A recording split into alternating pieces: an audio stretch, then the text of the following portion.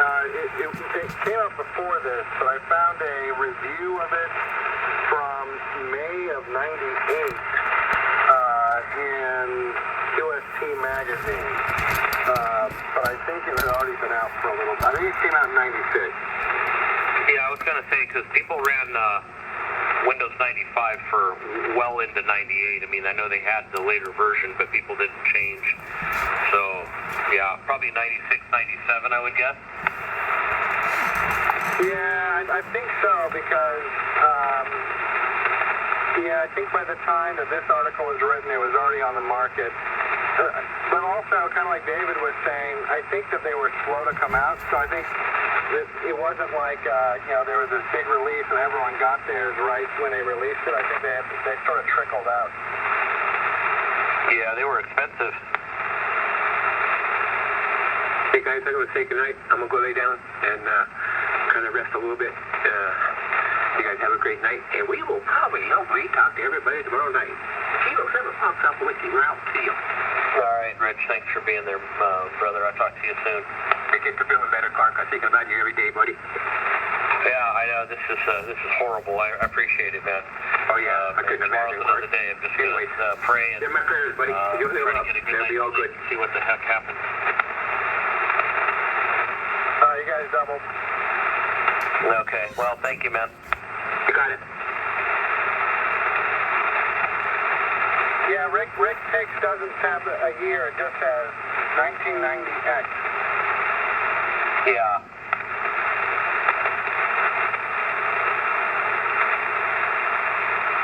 Well, I was a network administrator back then, and I was sitting here thinking all the way to 99 or 2000, we were still using Windows 95 in commercial environments. So, that's why I thought they may have actually released that in 97, right before that article came out. Well, the fact that they had Windows 3.1 instructions tells you a lot. Oh, okay. What did you have to have, a DX100? I'll have to look at the manual and see what I'll tell you, the virtual machine I'm using, I only gave it 8 megabytes of RAM. Oh, yeah, that's a lot back then. Yeah, because it would have been 95, a Windows 95 machine would have been running on a, a DX33, 66, or DX100. Yeah, so, and it may or may not have had the math coprocessor. You probably needed it to run that thing, right? Well, I had to cripple the virtual machine just to get Windows to boot up. I was getting this Windows protection error after I installed 95, because I worked at a computer shop in the 90s. So I installed Windows 95 a billion times doing that, and I was going through the motions. I was like, what the hell is this? And it turns out that even if it's running through a virtual machine, once you get over 2 gigahertz on your processor, you have to cripple the machine in order for it to even load, because it freaks out Windows 95. Yeah, this is too fast.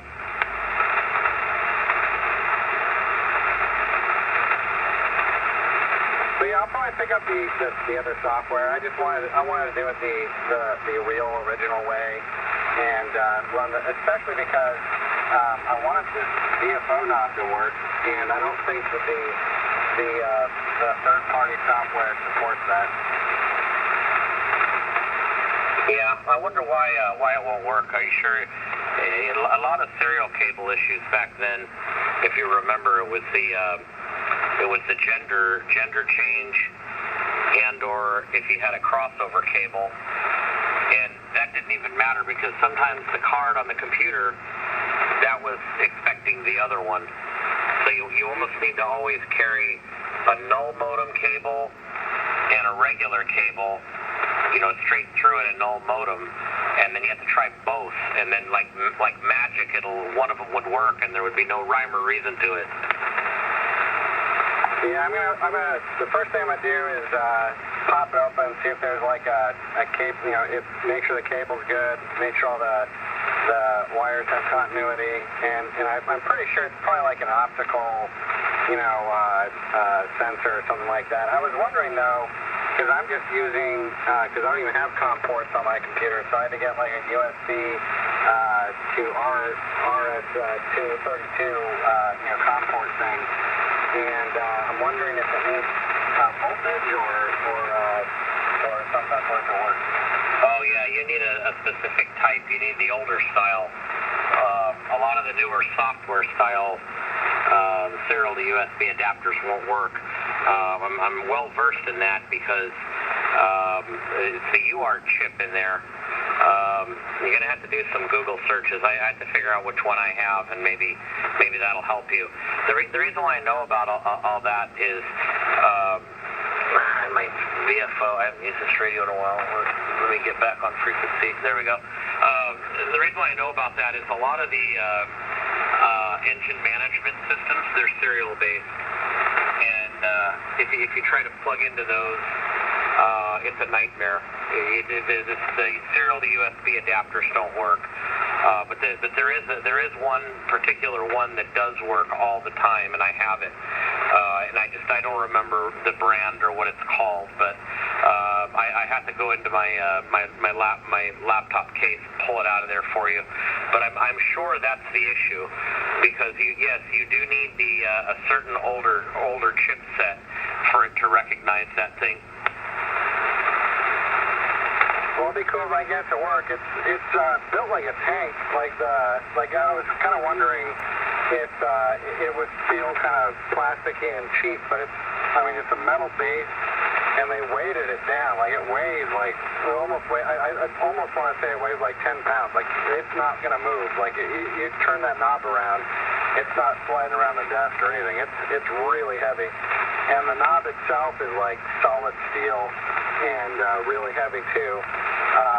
So I wouldn't imagine there's much to it. It's just it should just be like a optical sensor and that little, and it's kind of like the same VFO that the FT1 has.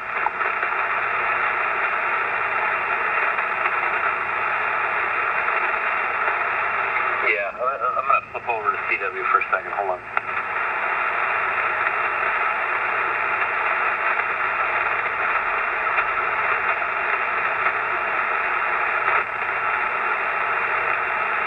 For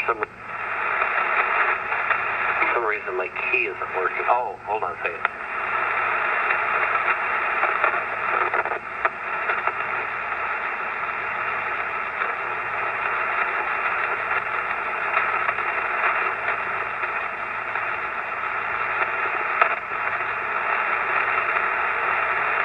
All right. Yeah, I just wanted to. Yeah, I don't know why. Delete something, right? I just noticed my power just seems a little low for whatever reason. Don't know why. But I just wanted to jump over there and see if I could spot tune it real quick. Well, anyways, that's really cool, man. There we go.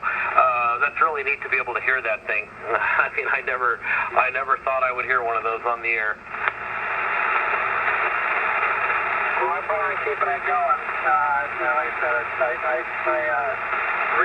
reorganized my shack a little bit. I've got more shelf space, and I always wanted either one of these or the Pegasus. And I found one of these with the knob, and it's been on a shelf for about a month. And it's mostly because I was trying to order the cables and the USB to COM port stuff and getting it all straightened out. Today I had a little bit of time, and my big fear was going to be that battery was going to be dead in it, and it would be brick, and I'd have to figure out how to flash it and all that stuff. But it seemed to mostly work. Yeah, that's really cool.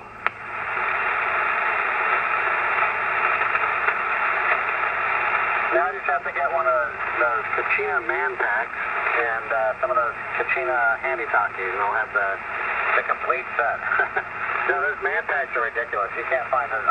There's one on eBay that's missing the case, and it's like $800 or something. Wow. Well, that's a piece of Arizona history, that's for sure. They were made right up the road here. Yeah, that's why I wanted it. And, also that, and I like that Kachina 1 so much that I figured I couldn't just have just that radio.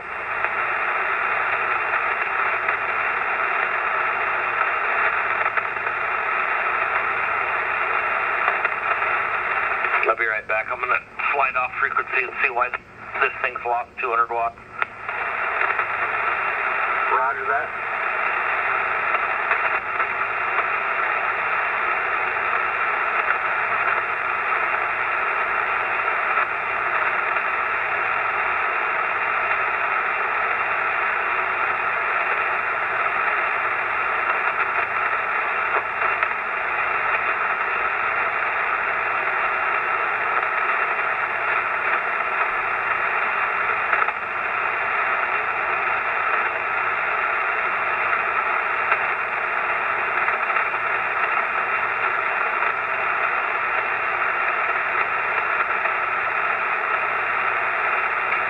Back, yeah. I think it just needed to be retuned. It's weird. I don't know. Seems okay now. Well, this thing's putting out almost exactly 100 watts. So that's good. It was putting out about 100 watts on 20 meters, so the finals on this are pretty good. Oh, that's fantastic, man. Yeah, great.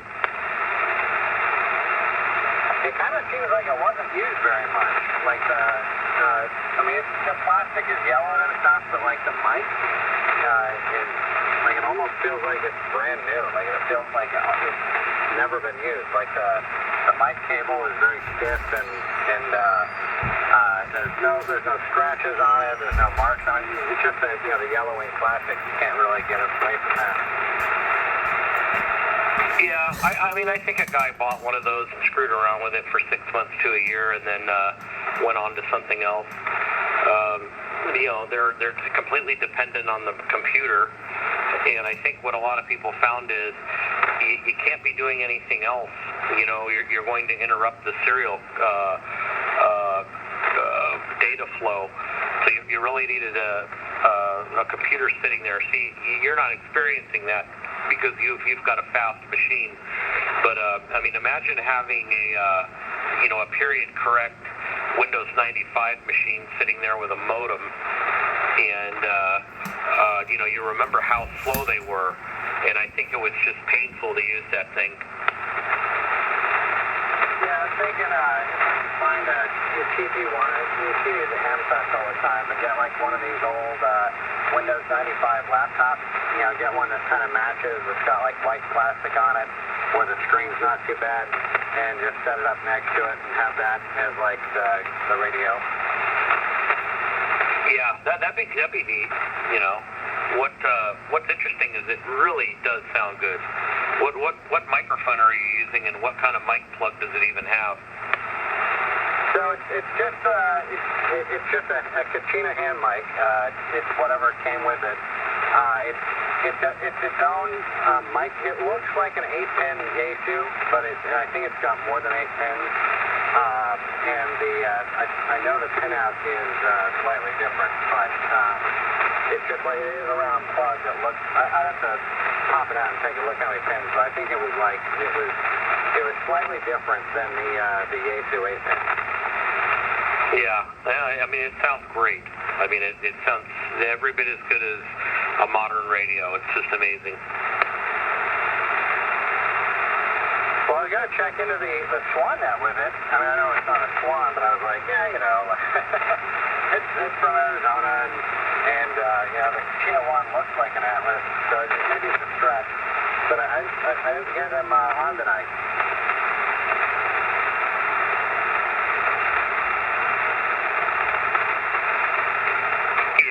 They would have got a kick out of that. Although I don't know how many people are even aware of that thing. Yeah, I don't think a lot of people know this thing exists. Yeah, when I've talked to guys that have actually had those back when they were new, they complained about constant problems. And of course, that was the computer side of things, right? I know a guy that had one of those, and he said he had it about 3 months and had to get rid of it. It was just, and that's because the computers back then were slow, and what would happen, I read, is that the guy would get bored and he would start opening up programs on the computer. There wasn't enough RAM, and then he would dial up to AOL or something. So now he's got a modem going and a AOL going, and trying to use the radio. And just back then, unless you had a state-of-the-art, top-of-the-line machine, you didn't have enough processing power and memory to handle all that. Yeah, I think there's a lot of data coming through that serial port because when I was running I think it was the KCAT one, it might just be that whoever wrote it just didn't write it very efficiently. But even on this machine, it was using like 10% of the CPU. Wow, so that would have been 100 on those old machines for sure. Yeah, I'll have to look I think, isn't Task Manager the same in 95 if I do Alt-Control-Delete on this one? I think so.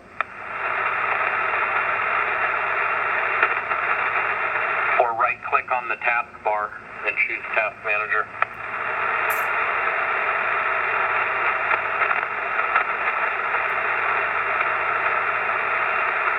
Yeah, it's hard to know with because how it's translating the CPU stuff.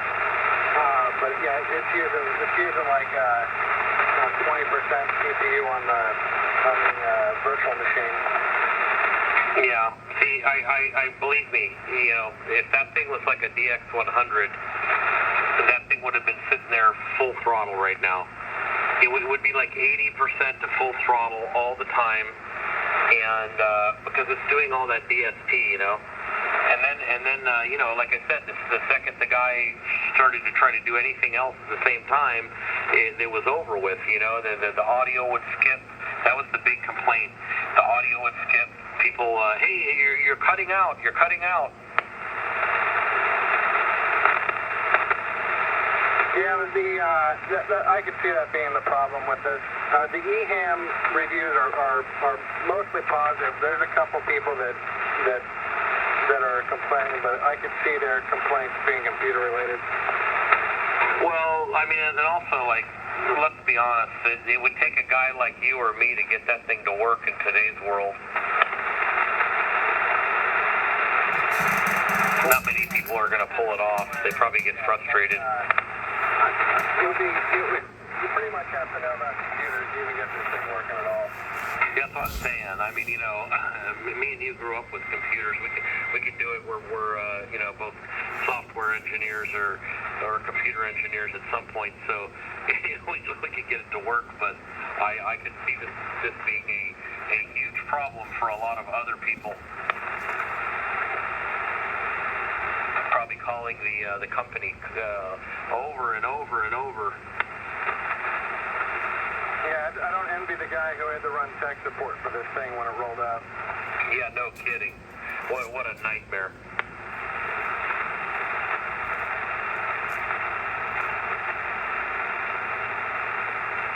It's got its own built-in power supply, huh? No, yes, it's doing. It's going off my Astron RS 35M, and it's pulling well over 10 amps.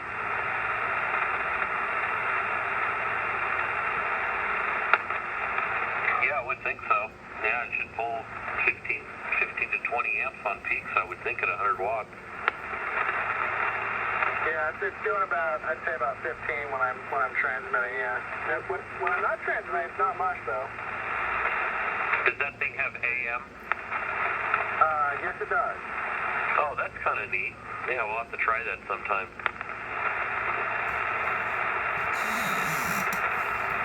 Yeah, it's got AM, it's got different filter width, it's got the IF shift and all that kind of stuff. It's got the built-in antenna tuner, which is interesting because it's got like this antenna analyzer kind of thing that is, I haven't figured out how it works yet. but the tuner does work. I was flipping around on my long wire. I was bypassing my Versa tuner and just seeing if it would tune up on different things, and it was tuning up. It wasn't tuning up totally flat, but it was doing a decent job. Yeah, it's almost like alien technology, man. Really, I mean, I can't say that enough. Think about this. This is an SDR radio with digital signal processing, full computer control, 100 watts HF bands, AM sideband, CW, all of it, and it has the built-in antenna tuner. I mean, it's just absolutely unreal. How much do you think these things cost back in the day? I don't know. I bet it was a lot. I was sitting here thinking, are you familiar with those little Intel computers that are actually just a stick? I don't know actually what they call them. I have a Geochron clock that's on, and the company puts the software on there, and you plug it in. It's got a HDMI port, and it basically looks kind of like a large Fire Stick. I'm wondering if you could put the software on that somehow. Yeah, I think if you have as long as it's x86 architecture, you can at the very least install Windows 98 on it.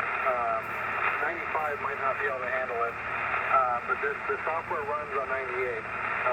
I tried doing compatibility mode on Windows 10, and it didn't like it at all. Like wouldn't even open up the program. But my guess is you could probably load like DOS 6.22 or whatever and throw Windows 98 on and see if it would do it. Yeah, because I mean that might be a way to go. Is just get one of those little Intel computers or just a little micro PC. Like that one that the Geochron is on, I think it's got 2 USBs and an HDMI port, and it's got 4K video. So I don't know, if you could somehow get 98 installed on that. I think you probably could, and then you just have to have a serial adapter and plug it into a monitor, and you'd be good. So on this review, it says the Kachina 505 DSP offers solid RF performance on par with other radios in the $2,000 price class. It doesn't say how much it costs. It says, while those who use the radio agree it might not suit the power users out there, it could be a good choice for casual operators who want to experience the cutting-edge technology. But yeah, it doesn't have an MSRP or like that. Well, because it doesn't have 2 receivers, right? Well, it does. It has 2 antennas, jacks on the back, and so this is actually kind of a cool feature. I don't know if I would ever use it unless I had multiple antennas. But you can set memories. So, like, let's say you had a 40 meter antenna, and then you have a 20 meter antenna. You can set it up to where when you switch to 40 meters, it automatically goes to whichever antenna. So for every frequency you go on or memory you set up, you can tell it to receive on one jack and transmit on the other jack, or vice versa. You can have different antenna tuner settings for each one. But I don't think it doesn't physically have 2 receivers or anything like that. Yeah, because I mean, if you think about it, back then they had some big flagship radios. You would have had the FT101, the Icon 775 DSP. You would have had I think the Kenwood 940. I mean, you had some big, heavy analog radios, 200 watts, dual receivers, dual VFOs, memories, endless amounts of filters, CW features, full break-in, all that kind of stuff. So I could see that the Kachina is not going to compare with those as far as features and performance and what people wanted to do for for DX and contesting at the time. So I think that's what they mean in the review, right? Is it's cutting edge technology, but it isn't going to compete with like a 1000D that's fully loaded. Right. No, actually, I guess I just found the price. So it says at the very, very end, suggested retail price is $19.95. But then if you get the automatic antenna tuner, because I guess that's an option, it's another $239. And then for the little wheel thing, it was like another $115. Yeah, so that was a $2,500 radio then. In 1998 money. Plus, you had to have a computer. And really what they wanted you to do is buy a computer for it. You know, that's what you should do. And so, I don't know, computers were expensive back then, man. You remember they were at least $1,000. Yeah, in fact, if you wanted like a good one, like a 486, DX or whatever, you're paying like more than that. Yeah, I mean, really. I don't know. I'm trying to think exactly when, but there was somewhere around there, 95, 96, somewhere around there, the Pentium came out, the 90 megahertz Pentium, and then that gave you a lot more performance for the money. But yeah, we were stuck at the 486 DX100 for a long time. Like I felt like it was at least a year or more. Yeah, I had a 40. My 486 was 486 DX266. That was like my power machine I had back then. I didn't have a Pentium for a long time. In fact, I think I ended up. I don't think I got a Pentium. In fact, no, I don't think I even got a Pentium. I think I got an AMD Athlon first. No, I went the other route. I got the 686 Citrix. Yeah, I went the DX266. Then I went to a 486 DX100, and then I built myself I built that machine too, and then I built the 686 Citrix. That was the stopgap. Yeah, because those Pentiums were so expensive back then, and the Celeron sucked. So like you pretty much had to get something else, unless you had lots of very deep pockets. Yep. We all ran those 686s, and they were pretty good, But then eventually we all moved over to Pentiums. But I don't think I think I had like I'm trying to remember if it was like a 133 Pentium or 166. I don't remember which one was the first I had, but I mean it was a massive difference. It was huge.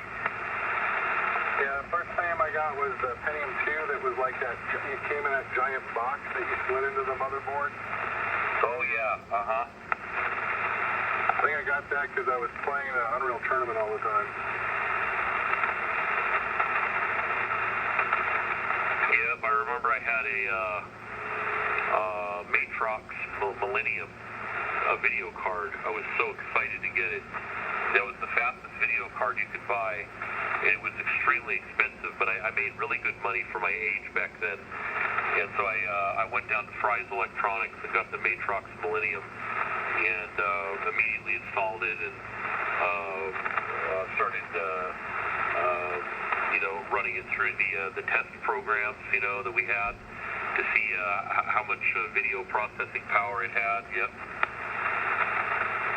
Didn't that one have that had all the video capture stuff on it too, didn't it? Oh, yeah, that was the top one. That was a Canadian company. They had another one. Matrox made two cards then. One was like the gamer card, and I'm trying to remember the name of it. I'd have to Google it.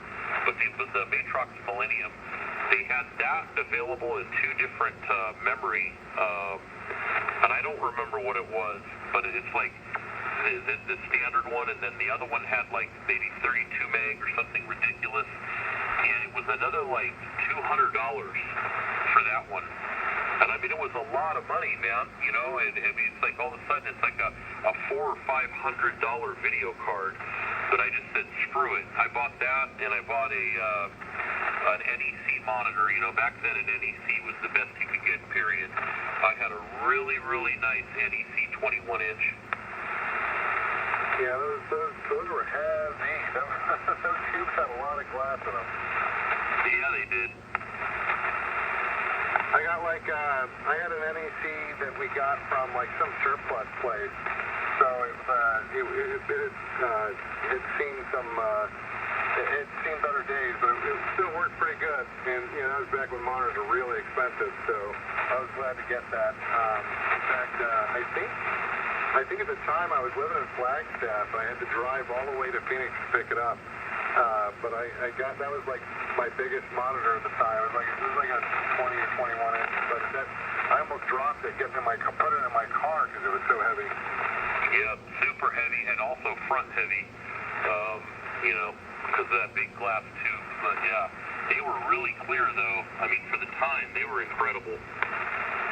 Yeah, that's back when you worried about dot pitch and all that stuff, and I forget what the highest resolution that thing did was, but I remember that was when I finally got to upgrade from 1024 by 768 to 1280 or whatever it was. 1680. Yeah, my Matrox would go 1680 with the NEC monitor. 1680 was amazing. I mean, even my friends could believe it. They were all stuck at 1024. Yeah, I played a lot of Unreal Tournament back then with that monitor. I can't remember what video card I had, but I think it was, I had ATI for a while because I did a lot of video editing, so I was the ATI All-in-Wonder, which wasn't that great, and then I ended up getting a T-Force, one of the first ones. But yeah, I remember when I wanted the Voodoo, back when those were a thing, and but it's kind of weird how that company just went away. Yeah, I remember the ATI All-in-Wonder. I had one of those at some point. Sound Blaster, and then the U.S. Robotics VDOT Everything modem. We all had to have that. Oh yeah, I have the Sound Blaster Live with the cool breakout box with the volume knobs on and everything, and it looked all bold and fancy. Yep.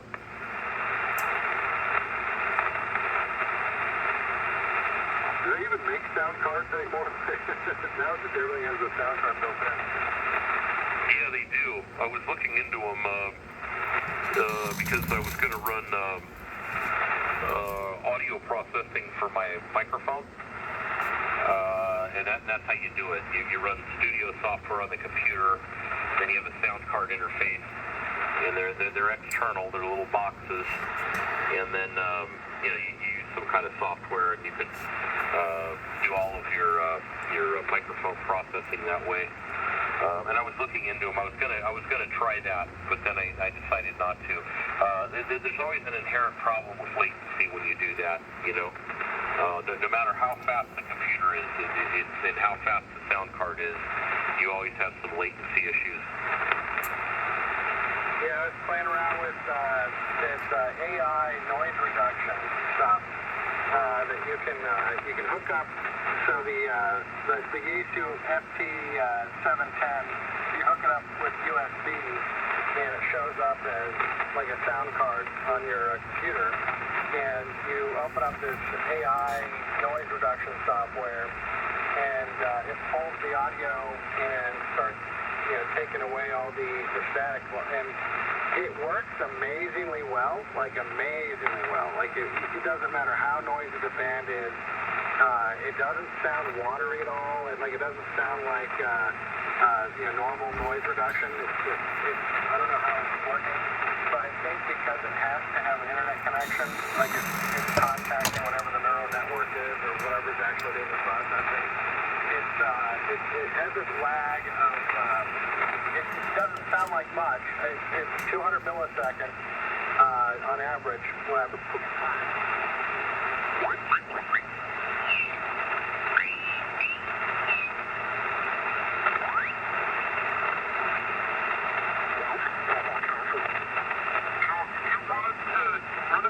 33. Oh, okay. I'll do that. Yeah, thank you. There's some guys hanging out up there. I'm not sure. You might have both of them.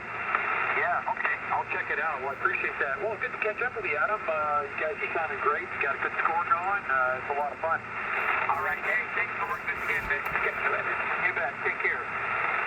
How about you guys for a salmon drive contact? November 7th, Papa Papa, and 7 ET. Kilo, Kilo, Echo, Papa Bravo. What was it? Kilo 6 again? Kilo, Kilo, Echo, Charles, Papa Bravo.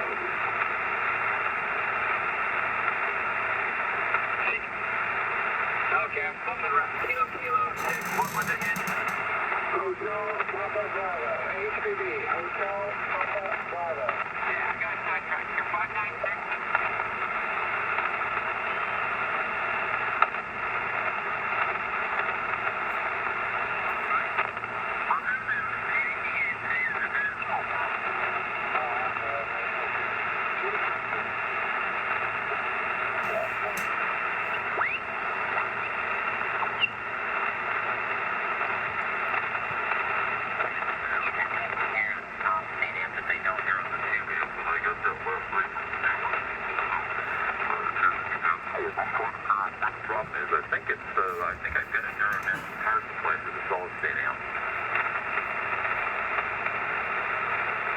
Okay, I'll be out here. Let me know when you switch back to solid.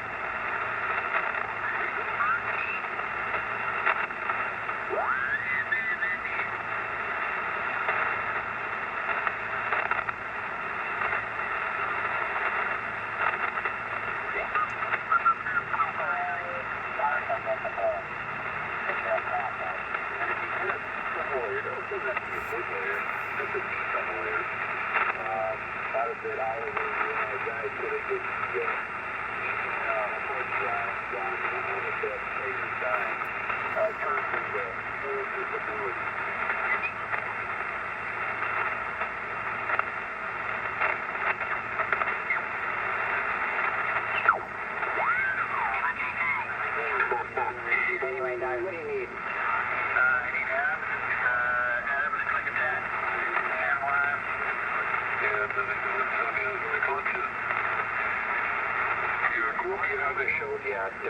San Juan, I think they had to take off. Let's see, San Juan, let's see, M6 Alpha United, yeah, Dan left.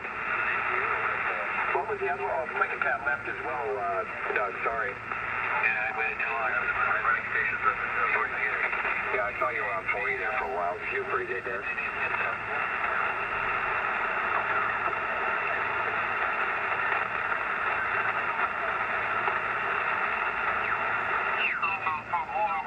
External VFOs for these things, and both Jay and I were interested. He said,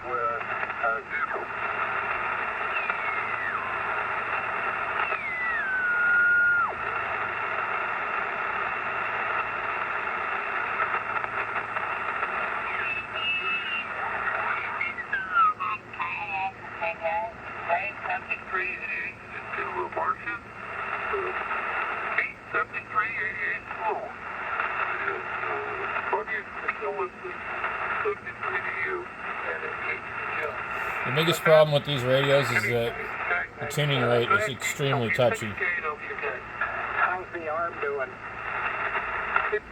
It was hurting like the blades were.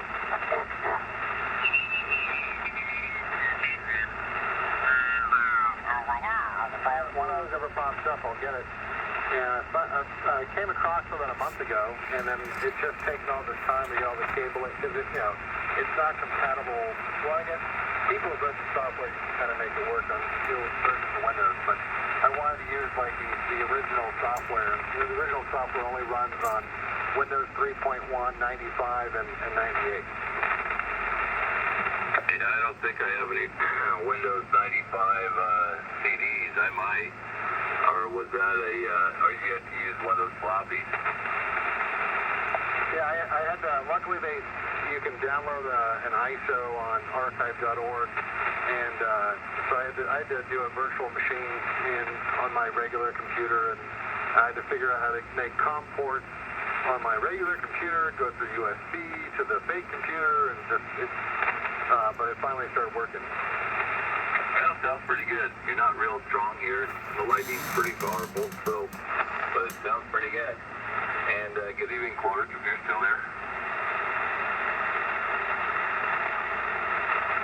I think he hit the hay because he's still got COVID, so he's sick. Oh, he got the COVID. Okay. Yeah, I got sick last week, waiting in the hospital the other day for my girlfriend to get surgery there, so I'm feeling good now. Well, that's good.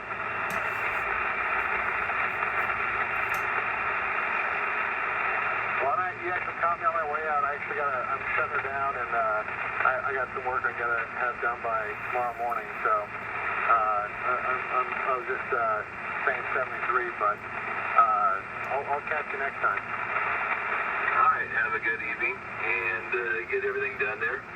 And I'm probably gonna get fly there unless David's in here. I don't know, or anybody else. But 73 is all the best from KD6BIS Alco here by Santa Barbara. 73, KSOW2H, please.